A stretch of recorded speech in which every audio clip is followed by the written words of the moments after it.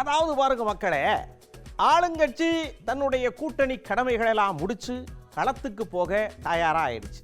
ஆனா அதுல பாருங்க, எதிர்க்கட்சி ஏற்கனவே களத்துல நின்று ஆளுங்கட்சி மேல குற்றச்சாட்டுக்களை அள்ளி அள்ளி தெளிச்சுக்கிட்டே இருக்காங்க. என்னெல்லாம் தெளிச்சிருக்காங்க, எப்படி தெளிக்கிறாங்க அப்படிங்கறத இப்ப பார்ப்போம்.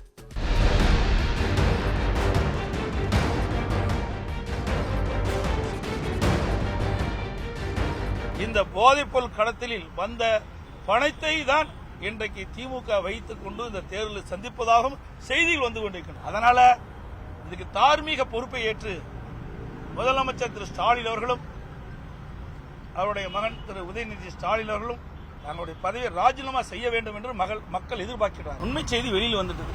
இதை மறைப்பதற்கு என்னென்னமோ நாடகத்தை இன்றைக்கு திமுக அரங்கேற்றுகிறது.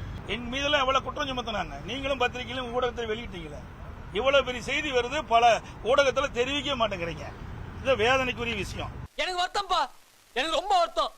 நீங்க பாத்தீங்கன்னா இவள் போதைப் பொருள் வந்து சர்வசாதாரணமா எல்லா பக்கம் கிடைக்குது. இன்னைக்கு குட்கா தடுத்திருக்காங்களா இந்த அரசாங்கம்?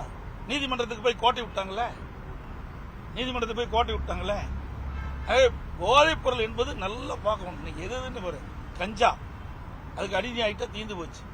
அது மாதிரி இன்னும் பல போதைப் பொருட்கள் நீங்க பாத்தீங்கன்னா செயற்கை முறையில் தயாரிக்கப்பட்ட போதைப் பொருள் வந்து அதை பயன்படுத்திட்டாங்களா, அதை தொடர்ந்து பயன்படுத்தி அவர் உயிருக்கு ஆபத்து ஏற்படும். நீங்க பாத்தீங்கன்னா காவல்துறையுடைய செயல்பாடு சந்தேகத்துக்குரியதா இருக்குது, அரசாங்கம் சந்தேகத்துக்குரியா இருக்குது.